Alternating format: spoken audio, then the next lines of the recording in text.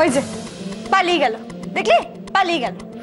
এখন বাপের বাড়িতে ফোন করে বলা হবে যে জানো তো আমাকে সবাই মিলে খুব মুখ করেছে, খুব বকেছে। মিছরি, মিছরি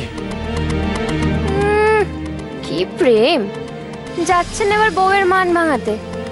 মিছরি এত করে যখন বলছে, ও কি সত্যি এত বড় ভুলটা করেছে? বর্দিমা, আমার মনে হয় তুমি এখনো মিছরিকে ঠিক মতো চিনতে পারোনি। আর আমি সত্যি বুঝতে পারছি না যে এভাবে আমাদের কি লাভটা হচ্ছে। এ তো ঠিক ওই কুমিরের সঙ্গে জলে বাস করার মতন। সারাক্ষণ তাহলে 6 মাস ধরে আমাদের আতঙ্কে আতঙ্কে থাকতে হবে, কখন কি হয় কখন কি হয়। ভুল মানুষ মাত্রই করে বিনি। ভূত তো ঠিকই বলেছে, মিছরি যদি এই কাজটা করেই থাকে তাহলে সে ভুল করেছে, অন্যায় করেছে, কিন্তু কাজটা সে ইচ্ছে করে করেছে। এই কথাটা তুই না বললেই পারতিস। বর্দিমা, তুমিও? তোর হয়তো মনে নেই বিনি, লাবু যখন ছোট ছিল তোকে একদিন বলেছিলাম ওকে স্কুল থেকে নিয়ে আসতে। তুই রাস্তায় দাঁড়িয়ে তোর বন্ধুদের সঙ্গে গল্প করতে গিয়ে ওকে আনতেই ভুলে গেছিলি। পরে স্কুল থেকে আমায় ফোন করেছিল, আমি পড়ি করে গিয়ে লাবুকে স্কুল থেকে নিয়ে এসেছিলাম। লাবুটা সে কি কান্না! দিদি তো ঠিক কথাই বলেছে পিনি। তুই ওকে সেদিন ইচ্ছে করে লাবুকে আনতে যেতে ভুলে গিয়েছিলি। ও আর আমি এক হলাম কেন? এক নয় কেন? তুই এই বাড়ির মেয়ে আর মিছরি আমাদের বাড়ির বউ। তুই যদি কোনো অন্যায় করিস সেটা ভুল, আর ওর অন্যায়টা ও ইচ্ছে করে করেছে, তাই তো? বাহ পিনি বাহ। মেস্তি, আমি যে কেন তোদের একটা কথা বোঝাতেই পারছি না যে তোরা প্লিজ কেউ মিছরিকে এতটা ক্যাজুয়ালি নিস না। কারণ দেয়ালে পিঠ থেকে গেলে একটা মানুষ কি করতে পারে আর কি করতে পারে না, ও আর ওর মামু মিলে।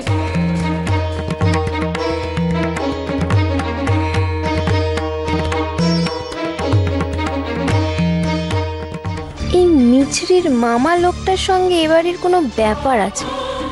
বারবার ওই জয়ন্ত বসু লোকটার কথা কেন ওঠে? ওর আর কিছু করার নেই মিছরি, কারণ ও পরিষ্কার বুঝতে পেরে গেছে ও যে উদ্দেশ্য নিয়ে এ বাড়িতে এসেছিল বা যে উদ্দেশ্য নিয়ে ওকে এ বাড়িতে পাঠানো হয়েছিল।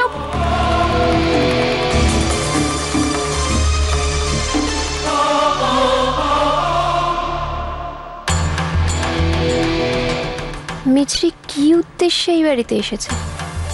সেই জয়ন্ত বসুর পাঠানোর কথাই বলছে। ওদিকে সাবুদিও দেখেছি মিছরির মামুর কথা শুনলেই চোখ মুখ কেমন যেন একটা হয়ে যায়। আবার শুনেছি সাবুদি নাকি পাগলও হয়ে গিয়েছিল।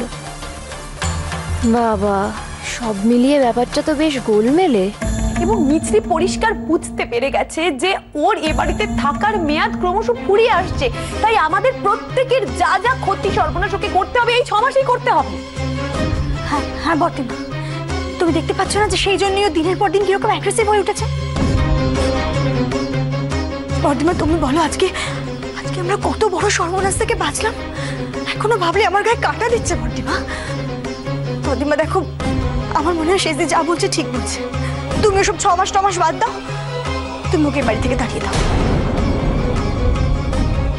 নাই না, তোরা যাই বলিস না কেন, কোর্টের রায় মানতে আমরা বাধ্য।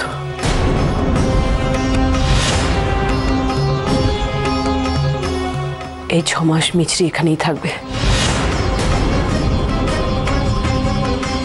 না হলে আমাদের ভূতর একটা ক্ষতি হয়ে যেতে পারে। ভূতর ক্ষতি হয়ে যাবে? জানিস তোরা এই আইন এখন মেয়েদের পক্ষে কতটা কঠোর।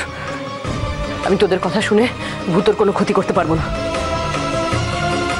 আচ্ছা দিদি, তুমি আমাকে একটা কথা বলো তো, তুমি কি সত্যি সত্যি চাও যে 6 মাস বাদে মিছরি আমাদের বাড়ি ছেড়ে চলে যাক?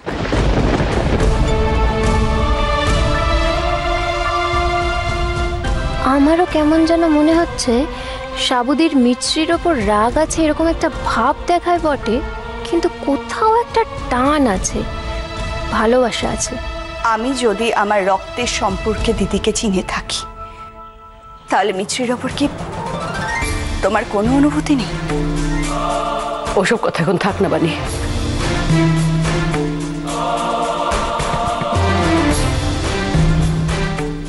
এই বাড়িতে আসা থেকে এদের কথাবার্তা শুনে যা মনে হচ্ছে এদের সবার কাছে এই 6টা মাস খুব ইম্পর্টেন্ট। কোর্ট মিছরি আর শারণকে 6 মাস একসঙ্গে থাকার নির্দেশ দিয়েছে। তাতে ওরা বুঝে যাবে এরা আদৌ সারা জীবন একসঙ্গে থাকতে পারবে কি না। এখন আমাকে এই 6টা মাস কাজে লাগাতে হবে।